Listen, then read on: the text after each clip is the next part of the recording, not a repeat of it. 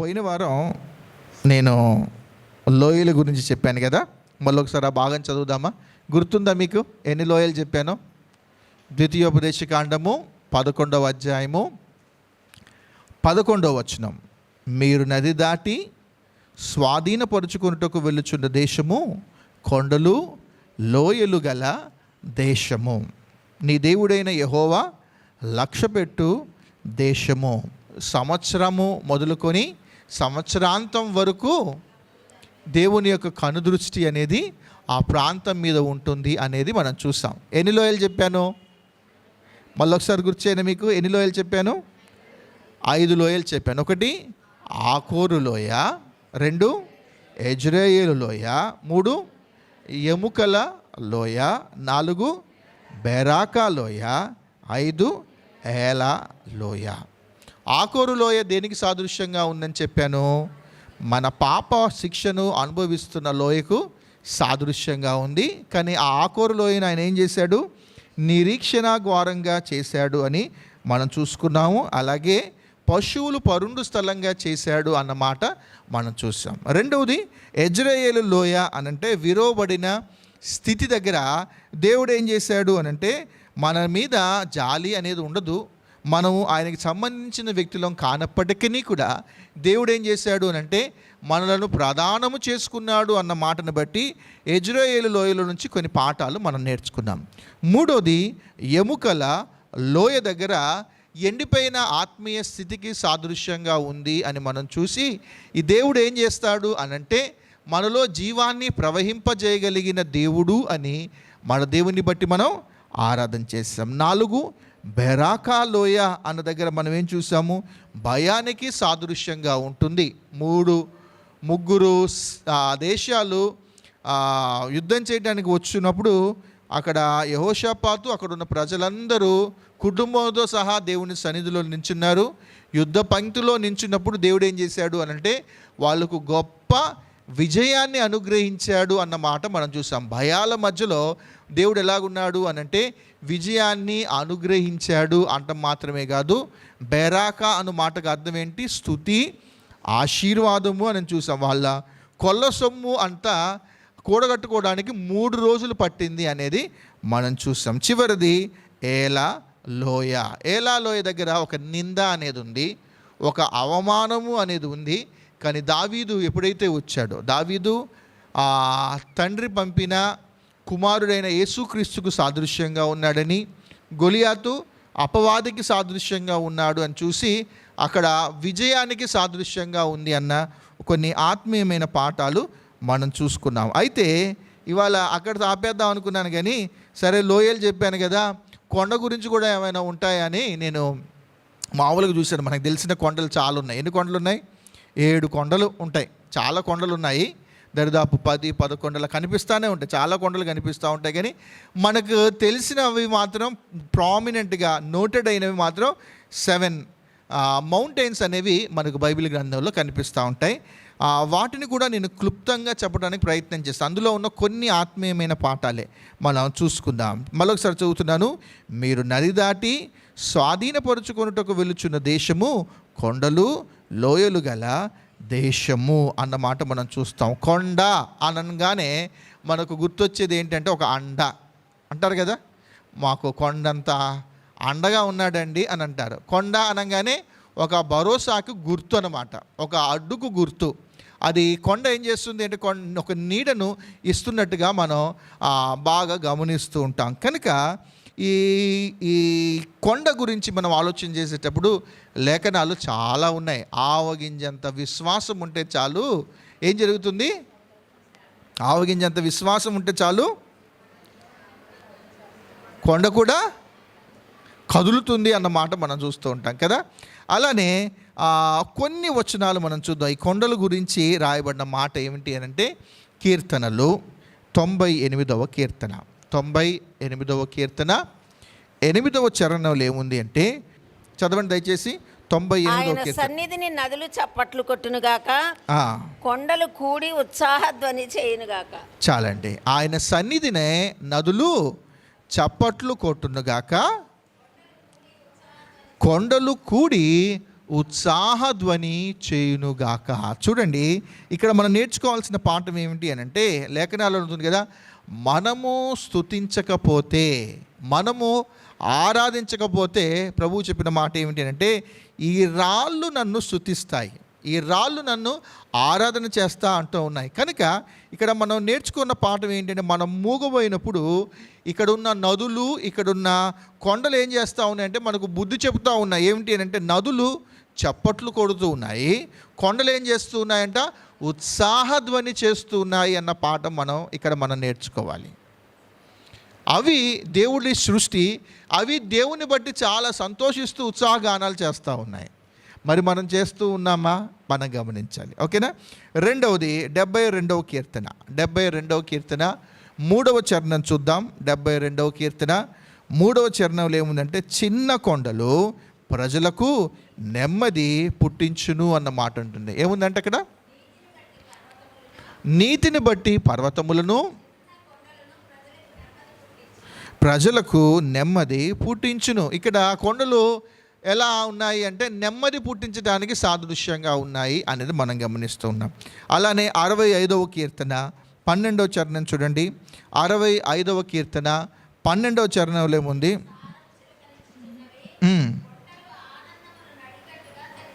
కొండలు ఆనందమును నడికట్టును ధరించుకొని ఉన్నవి. చూడండి, కొండలు నుంచి మనం నేర్చుకోవాల్సిన పాఠం ఏంటంటే, కొండలంట ఉత్సాహధ్వని చేస్తూ ఉన్నాయంట. ఈ కొండలు అనంట నెమ్మదిని కలిగజేసేదానికి సాదృశ్యంగా ఉన్నాయంట. ఈ కొండలు ఎలాగున్నాయి అనంటే, ఆనందమును నడికట్టుగా ధరించుకునేదానికి సాదృశ్యంగా ఉన్నాయి అని చెబుతూ ఉన్నాయి. కనుక ఈ కొండల్లో నుంచి కొన్ని ఆత్మీయమైన పాఠాలు మనం నేర్చుకుందాం. ఈ కొండలు మనకేం చేయలేవు. వాస్తవానికి దేవుని యొక్క సన్నిధి అనేది ఈ 7 ప్రాంతాలలో ఉండటం వలన వాటికి ఒక మంచి పేరు అనేది వచ్చింది, ఒక మంచి ఇంప్రెషన్ అనేది రావటం జరిగింది. కనుక ఆ రాళ్ళు, ఆ కొండలు ఏం చేయలేదు, కానీ ఆ ప్రాంతంలో నిలబడిన కొంతమంది వ్యక్తుల ద్వారా, ఆ ప్రాంతంలో దేవుని యొక్క సన్నిధి అనేది అక్కడ నిలబడటం ద్వారా ఏం జరిగింది అంటే, అక్కడ జరిగిన కొన్ని పరిస్థితుల్ని మనం గమనిస్తూ ఉన్నప్పుడు కొన్ని ఆత్మీయమైన పాఠాలు మనం నేర్చుకోవచ్చు. ఓకేనా? సో ఒక్కొక్కటి చూసుకుంటూ వెళ్తూ ఉందాం. ఒక్కొక్క కొండ. మొట్టమొదటి కొండ మనకేం కనిపిస్తుంది బైబిల్లో? మొట్టమొదటి కొండ ఫస్ట్ ఇలా సీరియల్గా వచ్చేద్దాం. చూడండి, ఆదికాండము 8వ అధ్యాయం. ఆదికాండము 8వ అధ్యాయము 4వ వచనం చూడండి దయచేసి. ఆదికాండము 8వ అధ్యాయము, అవునంటే ఓకే, 7వ నెల 10వ దినమున ఓడ అరారాతు కొండ మీద నిలిచెను అన్న మాట ఇక్కడ గుర్తొస్తుంది. నేను ప్రతి కొండ దగ్గర కొన్ని టైటిల్స్ రాసుకున్నాను, మీరు నవ్వుకోవద్దు. గుర్తుండటం కోసం నేను రాసుకున్నాను ఒక్కొక్కటి. అన్ని సాల మీద రాసుకుంటాను, సా సా సా సా ఇలా రాసుకుంటే ఏముంటుందంటే ఈజీ గుర్తుపెట్టుకోవడానికి బాగుంటుంది అన్నమాట. సో ఈ అరారతు కొండ దేనికి సాదృశ్యంగా ఉంది అని అంటే, సంరక్షణ స్థలంగా సాదృశ్యంగా ఉంది. ఈ అరారతు కొండ సంరక్షణకు గుర్తుగా ఉంటుంది కదా. ఇక్కడ ఏం జరిగింది మనకి, దీని బ్యాక్గ్రౌండ్ అంతా తెలుసు. ఏమైంది? 7వ నెల 17వ దినమున ఓడ అరారాతు కొండ మీద నిలిచెను అన్నమాట మనం చూస్తూ ఉన్నాం. ఇక్కడ ఏం జరిగింది అని అంటే, దేవుని యొక్క ఉగ్రత అనేది ప్రపంచం మీదకి వచ్చింది. అయితే ఒక కుటుంబం మాత్రమే ఏం జరిగిందంటే రక్షించబడింది. దేవుడు నోవహుతో చెప్పాడు కదా, ఈ అరారాతు కొండలో ఉన్న ఆ కొండ మీద ఉన్న ఆ ఓడను మనం గమనిస్తూ ఉన్నప్పుడు, ఆ ఓడలో ఉన్న ఒక కుటుంబాన్ని మనం గమనిస్తూ ఉన్నప్పుడు, ఈ కుటుంబము లోకములో నుంచి ప్రత్యేకించబడిన కుటుంబంగా మనకు కనిపిస్తూ ఉంటుంది. ఈ కుటుంబము దేవుని యొక్క మాటకు విధేయత చూపించిన కుటుంబంగా మనకు కనిపిస్తూ ఉంటుంది. ఈ కుటుంబములో జరిగిన గొప్ప విషయం ఏంటంటే, దేవుని యొక్క ఉగ్రతలో నుండి తప్పించబడిన కుటుంబంగా మనకు కనిపిస్తూ ఉంటుంది. ఈ అరారతు కొండ దగ్గర ఒక మంచి కుటుంబాన్ని మనం చూడొచ్చు. ఒక మంచి కుటుంబం, ఒక నాన్న, ఒక అమ్మ, 3 కుమారులు, 3 కోడళ్ళు ఎంత చక్కగా ఉన్నారు అంటే వీళ్ళందరూ ఎలాగున్నారంటే దేవుని యొక్క మాటకు వీళ్ళు లోబడటం ద్వారా ఏం జరిగింది అంటే లోకమంతటి మీదకి దేవుని యొక్క ఉగ్రత అనేది వచ్చినప్పటికీ కూడా, లోకమంతటికి దేవుని యొక్క జలప్రలయము అనేది వాళ్ళ మీదకి వచ్చినప్పటికీ కూడా ఏం జరిగింది అంటే ఈ కుటుంబము రక్షించబడింది. అందుకనే సంరక్షణ స్థలము అని దీనికి మనం పేరు పెట్టుకోవాలి. కనుక ఈ కుటుంబము రక్షించబడడానికి గల కారణం ఏంటి చూడండి, 6వ అధ్యాయంలో మనం చూస్తే అర్థమవుతుంది. ఈ కుటుంబం రక్షించబడడానికి మూల కారణం ఎవరు అంటే ఆ కుటుంబం యొక్క యజమాని. గమనించండి, ఏ కుటుంబములో అయితే యజమాని దేవుని ఎడల భయభక్తులు కలిగి ఉంటాడో, ఏ కుటుంబంలో అయితే యజమాని లోకంలో నుంచి ప్రత్యేకించుకొని ఒక పరిశుద్ధమైన జీవితం జీవించడానికి ఇష్టపడుతూ ఉంటాడో, ఏ కుటుంబంలో ఉన్న యజమాని దేవుని ఎడల దేవుని మాటకు విధేయత చూపిస్తాడో ఆయన వలన ఏం జరుగుతుంది అంటే ఆ కుటుంబం అంతా రక్షణ పొందుకోవడానికి గల కారణం అవుతూ ఉంటుంది కదా. ఆ దినాలు చాలా చెడ్డ దినాలు కదా. 6వ అధ్యాయం 9వ వచనం చూడండి. నోవాహు వంశావళి ఇదే. నోవాహు నీతిమంతుడును, నేను చదువుతాను. నోవాహు నీతిమంతుడును తన తరములలో నిందారహితుడై ఉండెను.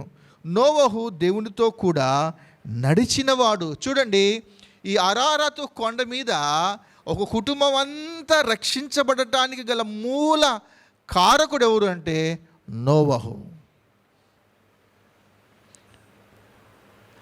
ఆ తండ్రి ఎలాగున్నాడు, ఆ కుటుంబ యజమాని ఎలాగున్నాడు అనంటే దేవుని సన్నిధిని ప్రేమించిన వ్యక్తి, దేవుని మాటకు విధేయత చూపించిన వ్యక్తి. అందుకని ఇక్కడ రాయబడిన మాట అంటే నోవహు నీతిపరుడును తన తరములలో నిందారహితుడై ఉండెను అన్నమాట ఇక్కడ చూస్తున్నాం.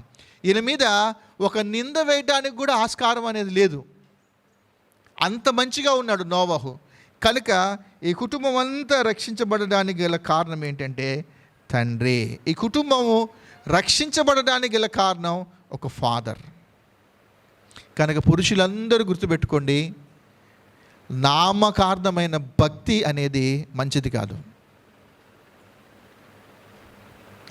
నామకార్థమైన భక్తిలో ఉండటం ద్వారా ఏం జరుగుతుంది అనంటే మన కుటుంబాన్ని మనం సంరక్షించుకునే విషయంలో మనం పాడైపోతామేమో. మన వలన ఇప్పుడు ఈయన నీతిగా లేకపోతే, ఈయన ప్రభుతో నడవకపోతే ఏం జరిగేది అనంటే ఆ జలప్రలయము అనేది వచ్చినప్పుడు ఏం జరిగేది అంటే వీళ్ళ కుటుంబం కూడా నష్టపోయి ఉండేది. ఈ యజమాని ఏం చేశాడు అనంటే వాళ్ళందరినీ ఎంత జాగ్రత్తగా ఆత్మీయంగా పెంచుకున్నాడు అనంటే ఆ దినాలు ఎలాగున్నాయి మనకు తెలుసు కదా. 12వ వచనం చూడండి, 11వ వచనం చూడండి. భూలోకము దేవుని సన్నిధినే చెడిపోయి ఉండెను, భూలోకము బలాత్కారముతో నిండి ఉండెను.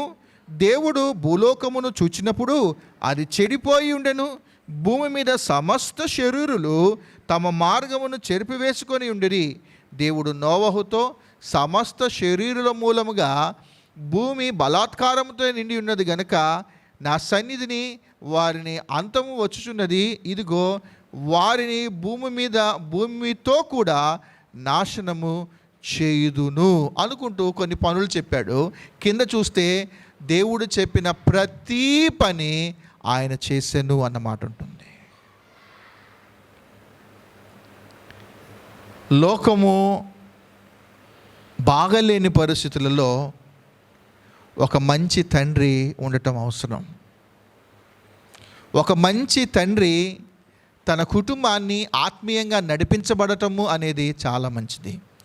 ఏ కుటుంబంలో అయితే తండ్రి యొక్క పాత్ర చాలా బాగుంటుందో వాళ్ళ పిల్లలందరూ అమ్మ మాట సరిగా వినరు, కానీ నాన్న మాట మాత్రం ఖచ్చితంగా వింటారు. కనుక ఇక్కడ మనం నేర్చుకోవాల్సిన పాఠం ఏంటి, లేకపోతే ఈ అరారాతు కొండ దగ్గర ఆ కొండ మీద ఉన్న ఆ ఓడలో ఉన్న కుటుంబాన్ని మనం గమనిస్తూ ఉన్నప్పుడు ఒక మంచి తండ్రి, ఒక మంచి కుటుంబము, లోకంలో నుంచి ప్రత్యేకించుకున్న కుటుంబము మనం గమనిస్తూ ఉండాలి. వాళ్ళందరి జీవితంలో ఏం జరిగిందంటే వాళ్ళు సంరక్షించబడ్డారు. ఒక ప్రశ్న, ఒక తండ్రిగా ఇంటిలో ఉన్నప్పుడు మన గురించి ఉన్న సాక్ష్యం ఏంటి? ఇంట్లో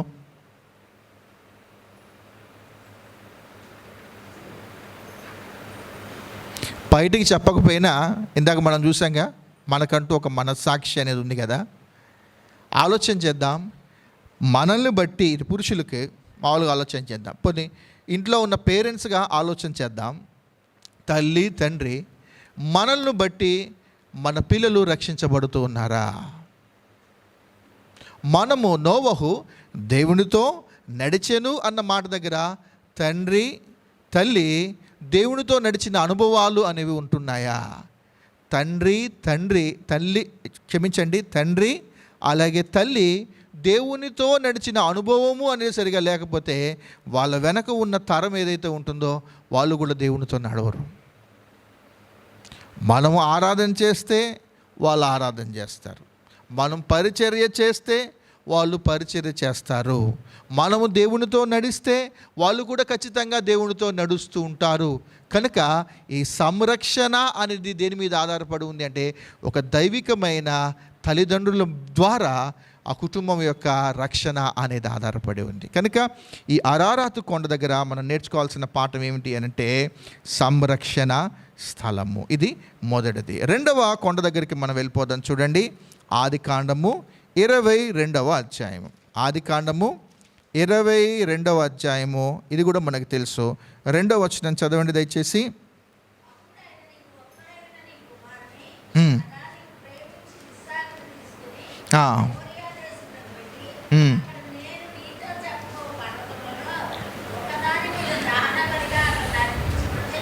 చాలండి. రెండవ కొండ పేరు ఏమిటి అని అంటే మోరియా కొండ.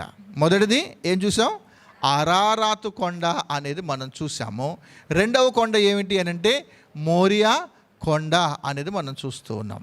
అరారాతు కొండ దగ్గర దేవుని యొక్క సంరక్షణకు సాదృశ్యంగా ఉంది. మోరియా కొండ దేనికి సాదృశ్యంగా ఉంది అని అంటే సమర్పణ స్థలం. అందుకే అన్ని సార్లు పెడుతున్నాం. మళ్ళీ సంరక్షణ స్థలము, ఇక్కడ ఏమిటి అంటే సమర్పణ స్థలం. దీని బ్యాక్గ్రౌండ్ కూడా మనకు తెలుసు కదా. దేవుడు ఏం ఆలోచన చేశాడు? అబ్రాహామును పరీక్షించాలనుకున్నాడు కదా. నేను చెప్పంగానే మెసపటోమియా దేశంలో నుండి భలే లోబడ్డాడు. లోబడి చక్కగా ఆ ప్రాంతాన్ని విడిచిపెట్టి నేను చూపించు దేశం దగ్గరికి వచ్చేసాడు. చాలా సంవత్సరాలు వెయిట్ చేశాడు. విశ్వాసంతోనే ఉన్నాడు అబ్రాహాము. విశ్వాసంతో 25 సంవత్సరాలు వెయిట్ చేసి ఆయన అనుకున్నట్టుగానే కుమారుణ్ణి నా ద్వారా ఆయన సంపాదించుకున్నాడు. అయితే ఇప్పుడు ఆయన హృదయంలో ఉన్న ఆశ తీర్చబడింది కనుక ఇప్పటికీ ఆ విశ్వాసం ఉందా అని దేవుడు ఏం చేశాడంటే పరీక్షించాడు. ఒకటి గమనించాలి, పరీక్షిస్తేనే మన గురించి తెలుస్తుంది అనేది కాదు దేవునికి. దేవుడు సర్వజ్ఞాని అయిన దేవుడు కదా. పరీక్షించకపోయినా మన మనస్తత్వం ఏంటి, మన వ్యక్తిత్వం ఏంటి అనేది దేవునికి తెలుసు. కానీ దేవుడు ఇవన్నీ ఎందుకు రాసి ఉంచాడు? ఎందుకు కొంతమంది జీవితాలలో ఇలా శ్రమలు, ఇలా పరీక్షలు గుండా వాళ్ళని అనుమతించాడు అనంటే వాళ్ళని గురించి కొన్ని ఆత్మీయమైన పాఠాలు మనం నేర్చుకోవడానికి, వాళ్ళని చూసి మనం బుద్ధి తెచ్చుకోవడానికి దేవుడు ఆ సంఘటనలన్నిటిని జరిగించటం మాత్రమే కాదు, ఆ సంఘటనలన్నిటినీ లేఖనాలలో రాయించటము అనేది జరిగింది. కనుక ఈ మోరియా కొండ దగ్గర మనం ఏం చేస్తూ ఉంటామంటే సమర్పణ జీవితాన్ని మనం గమనిస్తూ ఉంటాం. ఈ మోరియా కొండ దగ్గరనే మొట్టమొదటిగా ఆరాధన అన్న పదం మనం చూస్తాం. మేము మ్రొక్కి వచ్చేదము అన్న మాట దగ్గర ద ప్లేస్ ఆఫ్ వర్షిప్. ఇది the place of obedience, the place of atonement. అంటే ఏంటంటే ఇక్కడ ఆరాధనా స్థలంగా ఇది మనకు కనిపిస్తూ ఉంటుంది. అలానే ఇది దేవుని మాటకు విధేయత చూపించిన స్థలంగా కనిపిస్తూ ఉంటుంది. అలానే ఈ ప్రాంతం, ఈ స్థలం దేనికి సాదృశ్యంగా ఉంది? అటాన్మెంట్ అంటే ఏమిటి అని అంటే మనకు బదులుగా అక్కడ ఒక పొట్టేలు వధించబడటము అనేది మనం చూస్తుంటాం.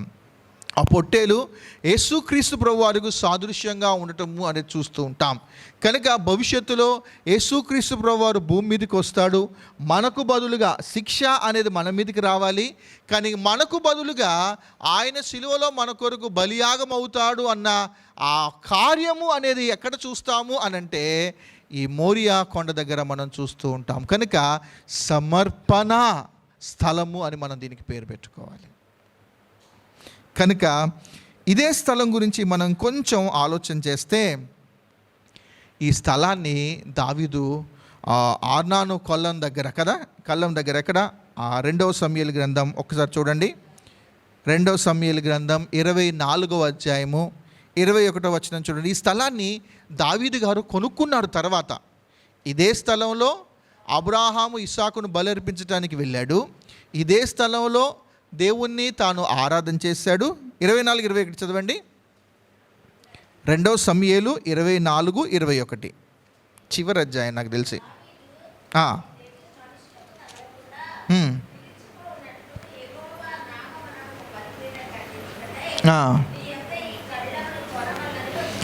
నీ యొద్ద ఈ కళ్ళమును కొనవల్లని వచ్చితను అనెను. ఇక్కడ అరోనా రాజు ఉంటాడు కనుక ఈయన దగ్గరకు వచ్చేసి, ఆయన ఉన్న స్థలం ఇది, అక్కడికి వచ్చేసి ఏం చేస్తాడు అని అంటే, ఒక తెగులు అనేది వచ్చినప్పుడు దావీదు ఏం చేస్తాడంటే, ఈ తెగులు అనేది ఆగిపోవాలి అని అంటే నేనేం చేస్తానంటే ఈ స్థలాన్ని నేను కట్టుకుంటాను, ఈ స్థలాన్ని నేను కొనుక్కుంటానని చెప్పి ఆ స్థలాన్ని కొని దావీదు ఏం చేశాడు అని అంటే ఆ తెగులు ఆగిపోవటం కొరకు అక్కడ ఏం చేశాడంటే ఈయన కూడా ఒక బలిని అర్పించటం అనేది జరిగింది. ద సేమ్ ప్లేస్ మోరియా పర్వతం దగ్గర ఇస్సాకును బలి అర్పించడానికి వెళ్ళిన ఏ స్థలం అయితే ఉందో అదే స్థలం దగ్గర ఆ స్థలాన్ని కొని దావీదు దేవుని కొరకు ఒక బలి అర్పించాడు. మరొక ప్రాముఖ్యమైన విషయం ఏమిటి అని అంటే, ఇదే స్థలంలో మా నాన్న ఈ స్థలాన్ని కొన్నాడు అని దావీదు గారు ఏం చేశారు, సొలొమోను గారు ఏం చేశారు అని అంటే, ఆ మొదటి మందిరం కట్టబడిన స్థలం కూడా మోరియా స్థలమే.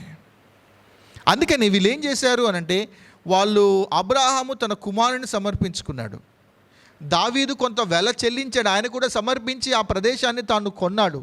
సొలొమోను కూడా ఏం చేశాడు అని అంటే ఆ స్థలాన్ని తన స్వప్రయోజనం కొరకు వినియోగించుకోకుండా ఆయన ఏం చేశాడు అని అంటే అదే స్థలంలో దేవుని కొరకు ఒక మందిరం కట్టటము అనేది జరిగింది. అక్కడ దేవుని యొక్క మహిమ దిగి రావటము అనేది మనం గమనిస్తూ ఉంటాం. ప్రపంచంలోనే ఆలోచన చేయండి, the biggest real estate business అనేది స్థలం ఏది అంటే ఇది అలెక్సా. ఇప్పుడు ఈ స్థలం కొరకే అక్కడ మందిరంలో అక్కడ కట్టబడిన స్థలం ఏదైతే ఉందో యూదుల కొరకు, అలాగే ముస్లిమ్స్ కొరకు, అలాగే క్రైస్తవుల కొరకు, ఎవరైనా వాళ్ళు ముగ్గురు ఈ స్థలం కావాలి అని వాళ్ళు పోటీ పడటానికి గల కారణం ఏమిటి అని అంటే, అక్కడ అబ్రాహాము యొక్క పాత్ర ఉంది, అక్కడ దావీదు యొక్క పాత్ర అనేది ఉంది, అక్కడ సొలొమోను కట్టించిన మొట్టమొదటి మందిరము అనేది అక్కడే జరిగింది.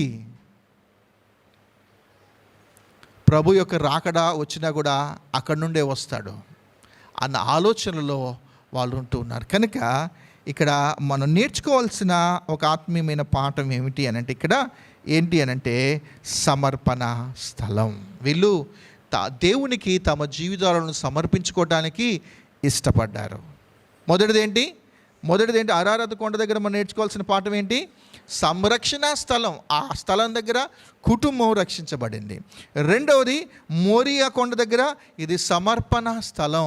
ఒకటి మీకు మళ్ళీ గుర్తు చేస్తాను, ఒకానొక సమయంలో ఈ ప్లేస్ గురించి చెప్పినప్పుడు మీకు చెప్పాను ఏమిటి అని అంటే, సమర్పించుకోవడానికి తాను వచ్చినప్పుడు అబ్రాహాము చాలా కష్టతరమైన పని అది.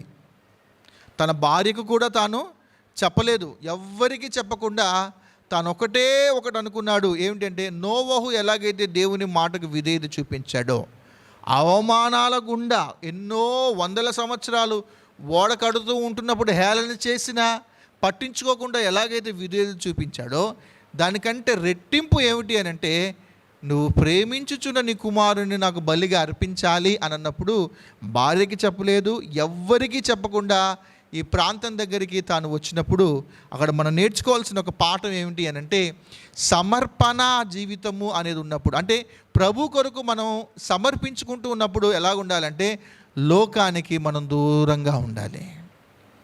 లోకం యొక్క స్వరము అనేది మన చెవులో పడకుండా ఉండటానికి మనం ప్రయత్నం చేయాలి. అంత దూరం రావడానికి గల కారణం, ఎవరికి తాను చెప్పుకోకపోవడానికి గల కారణం ఏంటంటే, ఒరేయ్ సొంత కుమారుని బలిగా అర్పిస్తావారా నువ్వు? చుట్టాలంటే, భార్య అడ్డుకుంటే.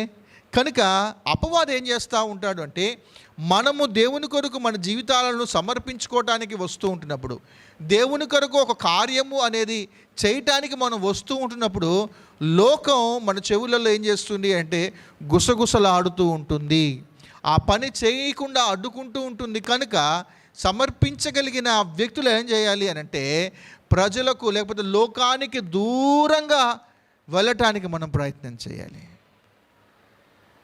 ఇది ఈ మోరియా పర్వతం దగ్గర మనం నేర్చుకోవాల్సిన మరొక ఆత్మీయమైన పాఠం. 3వ కొండ దగ్గరికి మనం వద్దాం. చూడండి, ఎక్సోడస్, నిర్గమాకాండము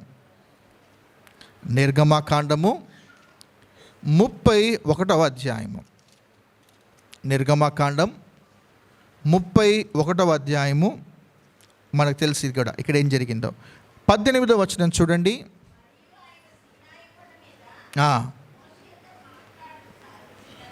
మోషేతో మాట్లాడుట చాలించిన తర్వాత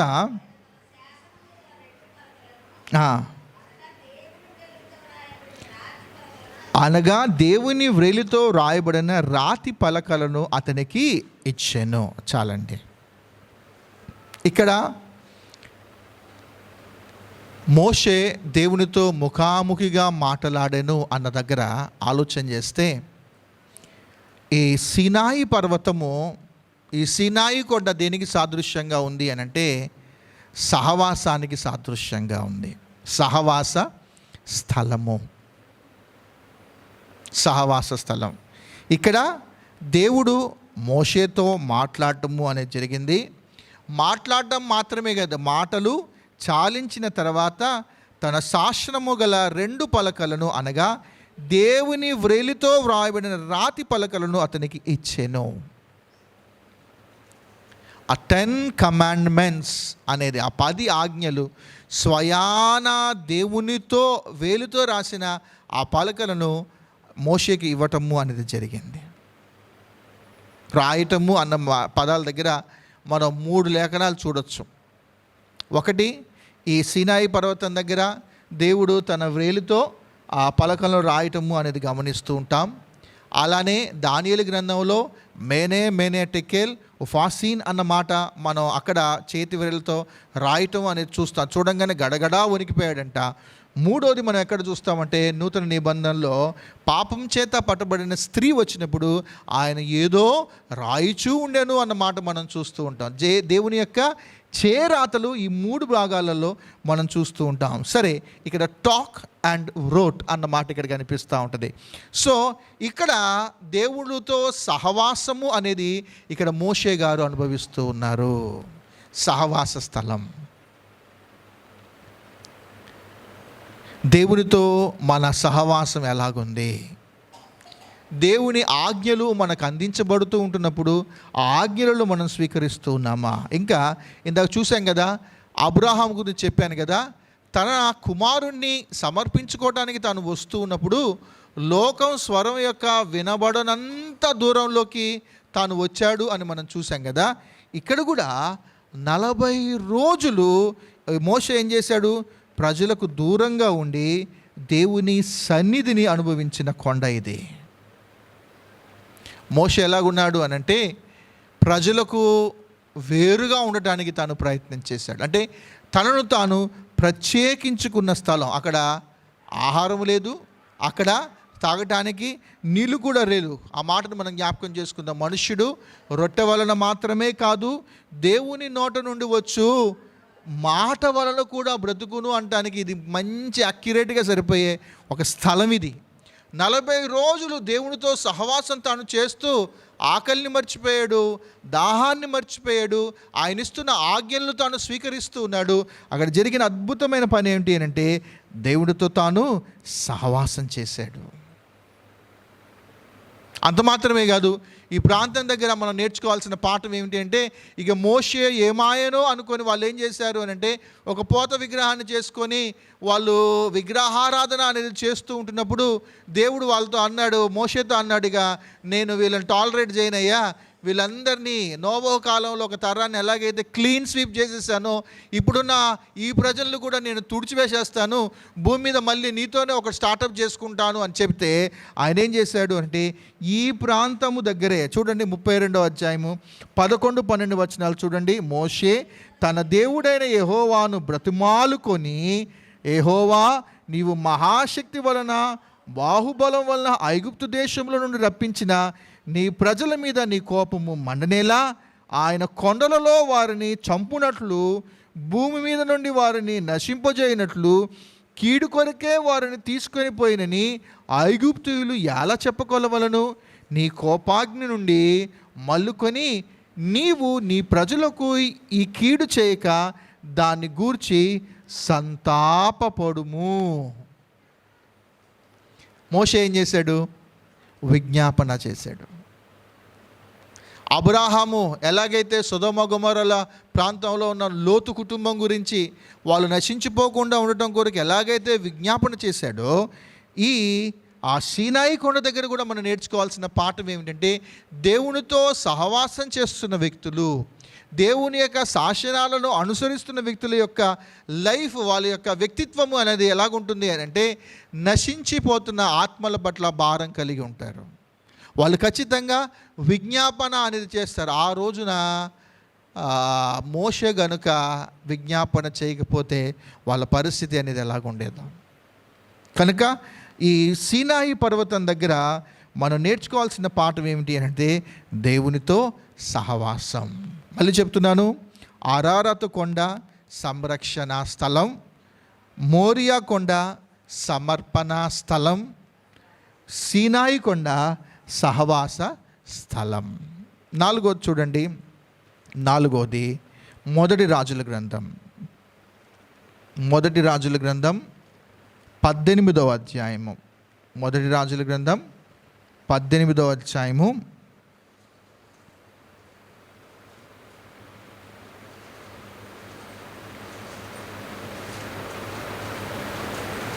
19 నుంచి చదువుదాం దయచేసి.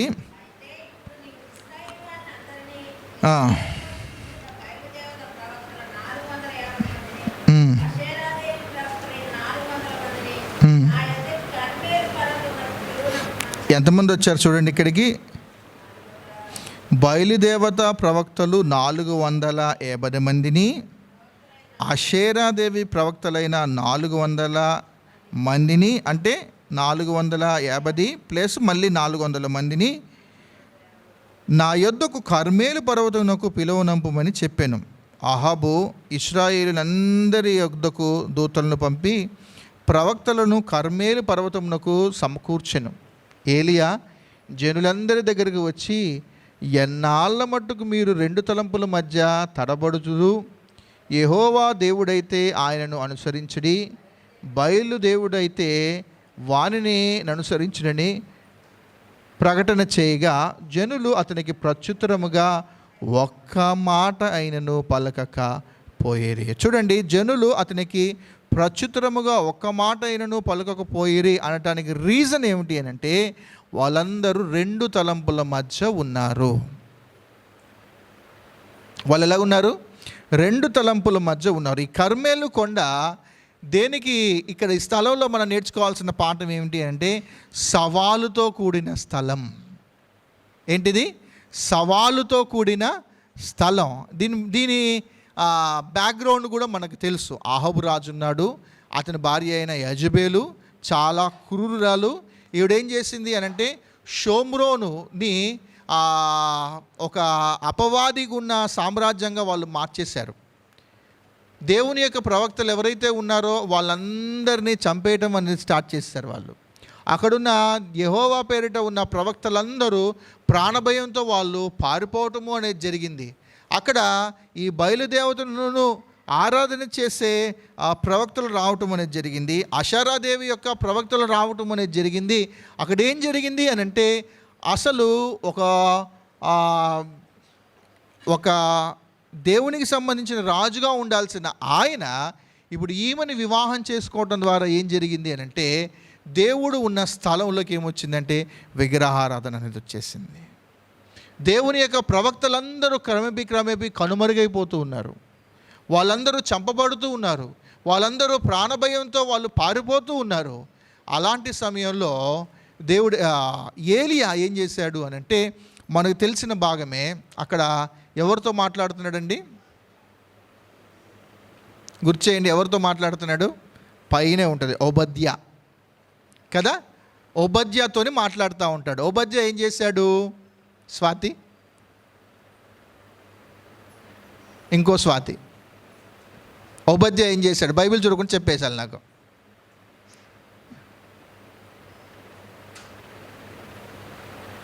ఓబద్యా ఏం చేశాడు? సతీష్ చెప్పినాను. ఎపనెటస్, ఓబద్యా ఏం చేశాడు?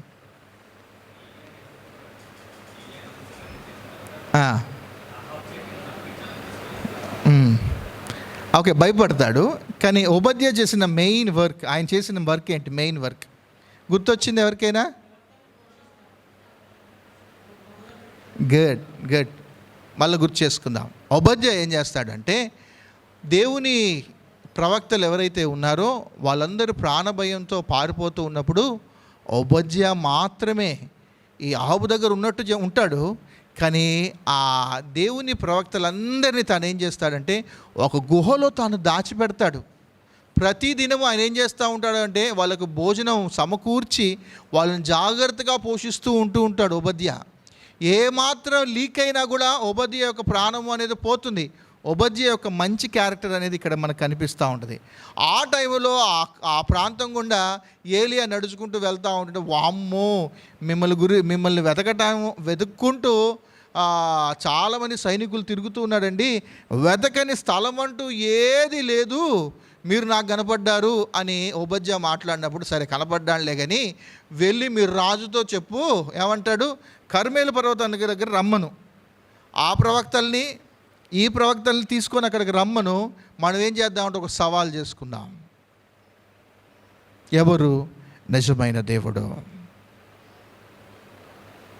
ఆ భాగం అంతా మనకి తెలుసు. అమ్మో, నేను రాజు దగ్గరికి వెళ్ళి వచ్చి చెప్పి వచ్చేలోపు మళ్ళీ మీరు కనుమరుగైపోతే, మీరు ఆరోహణమై మళ్ళీ ఎక్కడికో వెళ్ళిపోతే ఆయన నా ప్రాణం తీస్తాడండి అని చెప్తే, లేదు అలా జరగదు, నువ్వు ఖచ్చితంగా కర్మేలు పర్వతం దగ్గరికి వాళ్ళందరినీ తీసుకొని రా. అక్కడ వాళ్ళతో చెప్పిన మాట ఏంటి అంటే, ఎన్నాళ్ళ వరకు మీరు రెండు తలంపుల మధ్య మీరుంటారు? ఎన్ని రోజుల వరకు మీరు రెండు పడవల మీద కాలు వేస్తారు? ఇక్కడ మనం నేర్చుకోవాల్సిన ఆత్మీయమైన పాఠం. మన ఆత్మీయమైన జీవితం సవాలుగా మారిన పరిస్థితులు ఇవన్నీ. మనం లోకంలో ఉన్నామా? మనం ఆత్మీయంగా ఉండటానికి మనం ప్రయత్నం చేస్తూ ఉన్నామా?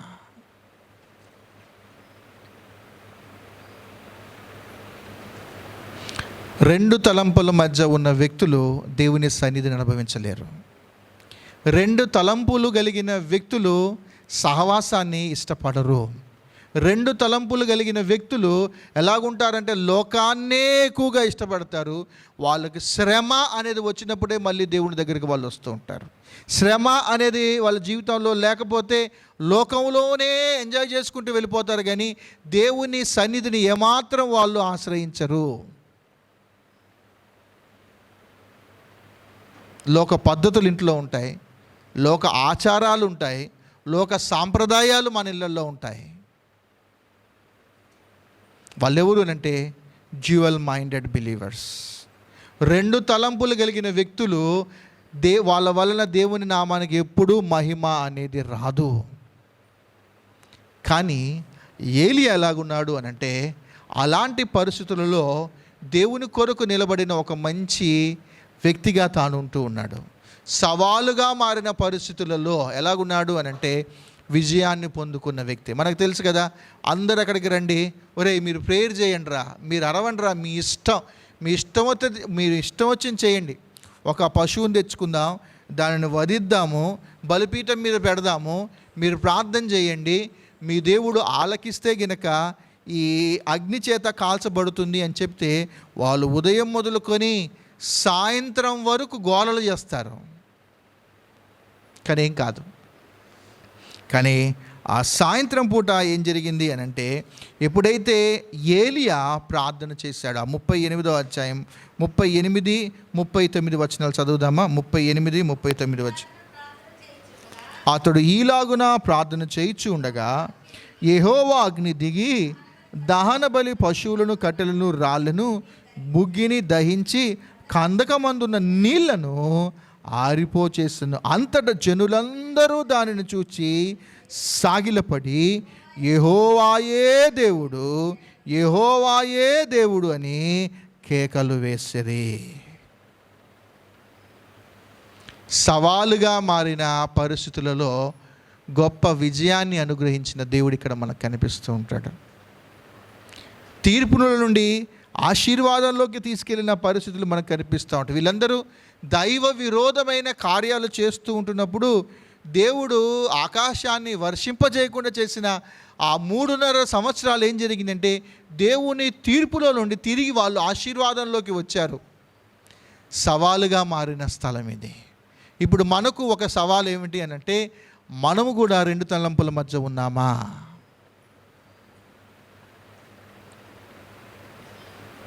రెండు తలంపుల మధ్య ఉంటే, ప్రకటన గ్రంథంలో ఉంటుంది కదా, ఏం మాట ఉంటుంది? ఆ మాట కరెక్ట్గా చెప్పండి, క్లారిటీగా. నిలువచ్చని స్థితిలో ఉన్న వాళ్ళని చూసి అంటే దేవుడు ఉమ్ము వేస్తాడంట. నేను నీ ముఖమున ఉమ్ము వేయుదును. కనుక బలలోకి వెళ్ళే ముందు మనల్ని మనం పరిశీలన చేసుకుందాం. మనం చాలా జాగ్రత్తగా పరిశీలన చేసుకుందాం. ఏదో పర్ఫెక్ట్ అని నేను చెప్పట్లేదు, కానీ 2 పడవలలో 2 కాళ్ళు వేయటం మంచిది కాదు. ఇటు లోకాన్ని, ఇటు దేవుని సన్నిధిని ఎంజాయ్ చేయటం అనేది కరెక్ట్ పద్ధతి కాదు. అది నిజమైన భక్తి కానే కాదు. మనం సంపూర్ణంగా దేవుని మీద మనం ఆధారపడితే, సవాలుగా మారిన పరిస్థితులలో తీర్పు గుండా మనం వెళ్తూ ఉన్నప్పటికీ కూడా దేవుడు ఏం చేస్తాడు అంటే, మనల్ని ఖచ్చితంగా ఆశీర్వదిస్తాడు. ఎప్పుడు అనంటే, మనం దేవుని మీద ఆధారపడినప్పుడు. కనుక సవాలుతో కూడిన స్థలము. దాని తర్వాత ఈ కర్మేలు కొండ దగ్గర నేను గమనించిన మరొక మంచి మాట ఏమిటి అని అంటే, చూడండి 42వ వచనం చూడండి. 42, ఆహాబు భోజనం చేయబోయే కానీ ఏలియా కర్మేలు పర్వతం మీదకు పోయి నేల మీద పడి ముఖము మోకాళ్ళ మధ్య ఉంచుకొనెను. ఏం చేస్తున్నాడు ఇక్కడ ఏం చేస్తున్నాడు? ఇందాక సినాయి పర్వతం దగ్గర మోషే గారు ప్రార్థన చేశాడు. అలానే ఇప్పుడు ఈ కర్మేలు కొండ దగ్గర ఏం జరిగింది అని అంటే, గొప్ప విజయం. వాళ్ళు పొద్దున్న నుంచి సాయంత్రం దాకా ఏం చేసినా కార్యం జరగలేదు, కానీ ఈయన చేసిన ఒక 1 minute ప్రేయర్లో దేవుడు గొప్ప కార్యం చేశాడు. ఆకాశంలో నుంచి అగ్ని దిగి వచ్చి వాటన్నిటిని కాల్చివేసిన తర్వాత, ఇక్కడ చాలా జాగ్రత్తగా గుర్తుపెట్టుకోండి, ఇదంతా నా వల్లే జరిగింది అని ఏలియా అనుకోలేదు. 450 మందారా మీరందరూ 400 మందారా? మీరెక్కడా నేనెక్కడా అని తాను విర్రవీగలేదు. తనకు గర్వము అనేది రాలేదు. ఎప్పుడైతే దేవుడు ఆ గొప్ప కార్యం చేశాడో, సవాలుగా మారిన పరిస్థితులలో ఎప్పుడైతే విజయాన్ని అనుగ్రహించాడో, ఒక ఆత్మీయుడు ఎలాగుంటాడో ఆలోచన చేయండి. వెంటనే వాళ్ళు పొగుడుతూ ఉంటుంటే దాన్ని స్వీకరించకుండా ఈయన ఏం చేశాడంటే, మీరందరూ వెళ్ళిపోండి, వీళ్ళందరికీ భోజనం పెట్టండి అని పంపించిన తర్వాత అక్కడ మోకరిల్లి విజ్ఞాపన చేయటం, అక్కడ మోకరిల్లి ప్రార్థన చేయటం అనేది గమనిస్తున్నప్పుడు నాకు అనిపించింది, మహిమ అనేది దేవునికి మాత్రమే ఆపాదించాడు. ఒక విశ్వాసి యొక్క లక్షణం ప్రభు కొరకు మనం ఒక సాధనంగా మనం నిలబడి దేవుని కొరకు మనం పనిచేస్తూ ఉంటున్నప్పుడు ఈ ఏలియా నుంచి మనం నేర్చుకోవాల్సిన ఒక ఆత్మీయమైన పాఠం ఏంటి అని అంటే, మనకు కాదు దేవునికి మహిమ అనేది రావాలి. మనం ఎంత మరుగ్గా ఉంటే మనకు అంత మంచిది. ఎప్పుడు ఫోకస్ అవడానికి మనం ప్రయత్నం చేస్తామో మనం ఖచ్చితంగా మనం చెడిపోతాం. మన పతనము అనేది ప్రారంభించబడుతుంది. కనుక దేవుని పనిలో ఉన్నవాళ్ళు, దేవుని పరిచర్యకు సహకరిస్తున్న వ్యక్తులు గుర్తుంచుకోవాల్సిన మాట ఏమిటి అని అంటే, నాకు కాదు ప్రభువా, నాకు కాదు, ఆయనకు మాత్రం ఏం కావాలి, మహిమ అనేది ఆపాదించబడాలి. ఇక్కడ ఏలియా దేవునికి మాత్రమే మహిమను ఆపాదించబడటము అనేది జరిగింది. సో ఈ కర్మేలు కొండ సవాలుతో కూడిన స్థలానికి సాదృశ్యంగా ఉంది. 5వ కొండ దగ్గరికి వెళ్దాం. చూడండి, 133వ కీర్తన. 133వ కీర్తన మనకు తెలిసింది కదా. 3వ చరణం ఏముంది? సియోను కొండల మీదికి దిగివచ్చు, హెర్మోను మంచు వలె ఉండును, ఆశీర్వాదమును శాశ్వత జీవమును ఆచరణుండవలని యెహోవా సెలవిస్తున్నాడు. ఇక్కడ నేను రాసుకున్న, నాకు మైండ్కి వచ్చిన టైటిల్ ఏంటి అని అంటే, సహోదరులు ఐక్యత కలిగి నివసించుట ఎంత మేలు, ఎంత మనోహరము. సహోదరుల యొక్క ఐక్యతా స్థలం. ఇక సామెత రాసుకోవాలంటే అదే వచ్చింది నాకు. హెర్మోను కొండ ఇప్పుడు దేనికి సాదృశ్యంగా ఉంది?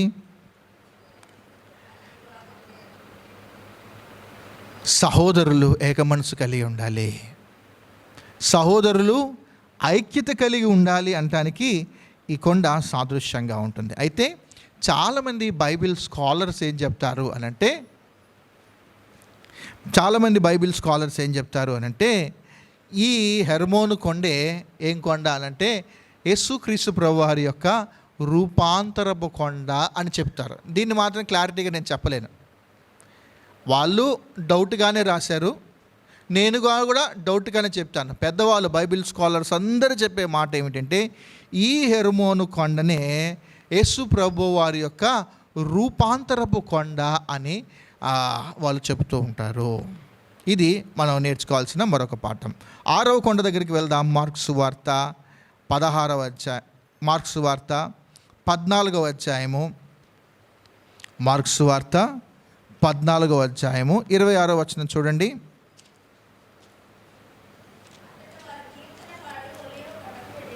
అంతటా వాళ్ళు కీర్తన పాడి ఒలీవ కొండకు వెళ్ళిరి.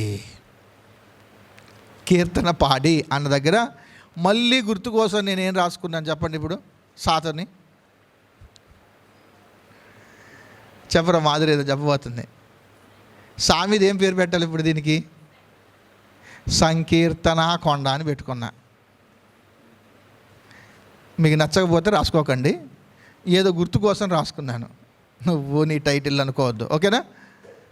సో ముందున్న ఆనందము కొరకే అవమానమును నిర్లక్ష్య పెట్టి అన్న మాట మనం చూస్తాం. ఇక్కడ 14వ అధ్యాయం మనం చూస్తే యేసుక్రీస్తు ప్రభువారు తన శిష్యులతోని గెత్సెమనే వనానికి తాను వెళ్ళటం అనేది గమనిస్తూ ఉంటాం. అయితే అక్కడికి వెళ్ళేటప్పుడు ఇప్పుడు ప్రభు ఎలా వెళ్ళాడు, ఆ కొండ ప్రాంతంలో తాను ఎలా నడుచుకుంటూ వెళ్ళాడు, అక్కడున్న శిష్య బృందం ఎలా వెళ్ళింది అనంటే, కీర్తనలు పాడుకుంటూ ఒలీవల కొండకు వెళ్ళెను అన్న మాట మనం గమనిస్తూ ఉంటాం. మరణము అనేది రేపు నాకుంది, రేపు నన్ను కొడతారు, రేపు నన్ను అవమానపరుస్తారు, రేపు నా వస్త్రాలు చింపివేస్తారు, రేపు నా గడ్డాన్ని పెరిగివేస్తారు, రేపు నాకు ముళ్ళ కిరీటాన్ని పెడతారు, రేపు నాకు మేకుళ్ళు గుచ్చుతారు, రేపు నాకు బల్లంతో నన్ను పొడుస్తారు. ఇవన్నీ ముందు ఉండబోయే ఒక శ్రమ అనేది తెలిసినప్పటికీ కూడా యేసు ప్రభు ఎలాగున్నాడు అని అంటే, ఇక్కడ పాటలు కీర్తనలు పాడుకుంటూ ఒలీవల కొండకు వాళ్ళు వెళ్ళిరి.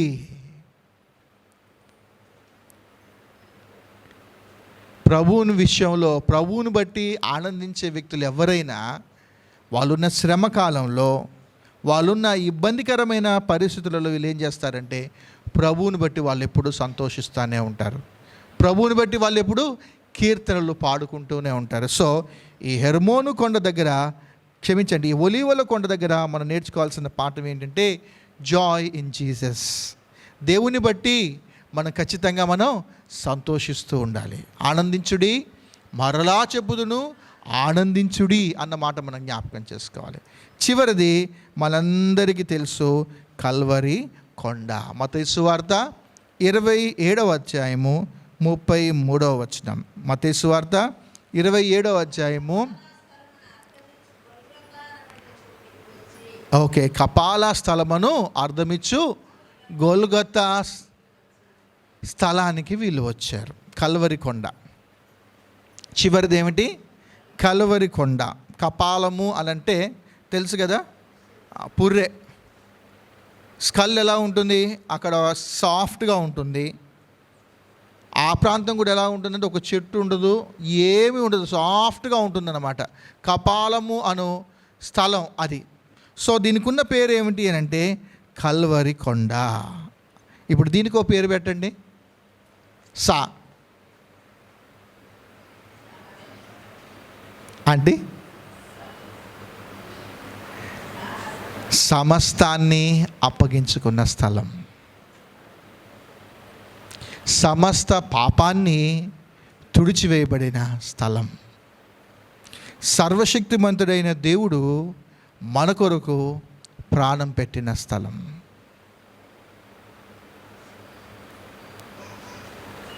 అక్కడ ఆయన రక్తాన్ని చిందించటం ద్వారా, ఇందాక ఆరాధన వర్తమానంలో మనం విన్నాం, మనం విమోచించబడ్డాం, మన పాపాలు క్షమించబడ్డాయి, మనము పవిత్రపరచబడ్డాము, మనము మన మనస్సాక్షి అనేది శుద్ధి చేయబడింది, మనము ఆయన పరిశుద్ధమైన స్థలంలోకి వెళ్ళడానికి అర్హతను సంపాదించుకున్న స్థలం ఏమిటి అని అంటే కల్వరి కొండ.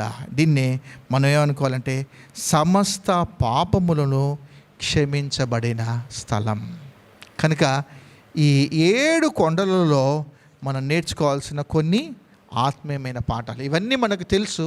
కానీ ఈ కొండల దగ్గర ఉన్న వ్యక్తులను మనం గమనిస్తున్నప్పుడు వాళ్ళు తీసుకున్న నిర్ణయాలు, తీర్మానాలను మనం గమనిస్తున్నప్పుడు వాళ్ళలో నుంచి కొన్ని సంగతులు మనం నేర్చుకోవాలి. కనుక మనల్ని మనం పరిశీలన చేసుకుంటూ మనం బలలో మనం చేయవేద్దాం. దయచేసి కళ్ళు మూసుకోండి. మొదటిది సంరక్షణ స్థలం. అరారత్ కొండ సంరక్షణ స్థలం. అక్కడ తండ్రి యొక్క పాత్ర చాలా ఉంది. 2 మోరియా పర్వతం. అక్కడ అది సమర్పణ స్థలానికి సాదృశ్యంగా ఉంది. 3 సీనాయి కొండ. అది సహవాస స్థలానికి సాదృశ్యంగా ఉంది. 4 కర్మేలు కొండ సవాలుతో కూడిన స్థలానికి సాదృశ్యంగా ఉంది. 5 హెర్మోను కొండ సహోదరుల యొక్క ఐక్యతకు సాదృశ్యంగా ఉంది. 6 ఒలీవల కొండ దేవుని బట్టి మనం ఆనందించాలి, సంకీర్తనకు సాదృశ్యంగా ఉంది. చివరిది కల్వరి కొండ సర్వశక్తిమంతుడైన దేవుడు మన పాపాల నిమిత్తం ప్రాణం పెట్టిన స్థలం.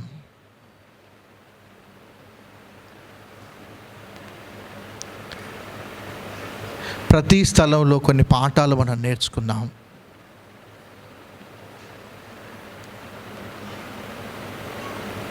మనం కూడా వాళ్ళలాగా ఉండటానికి మనం ప్రయత్నం చేస్తున్నామా? మనల్ని మనం పరిశీలన చేసుకుంటూ మనం బలలో మనం చేవేద్దాం. ఆ కల్వరి కొండ మీద తన స్వరక్తాన్ని చిందించి మనకిచ్చిన రక్షణను మనం జ్ఞాపకం చేసుకుంటూ ప్రభు బలలో చేవేద్దాం.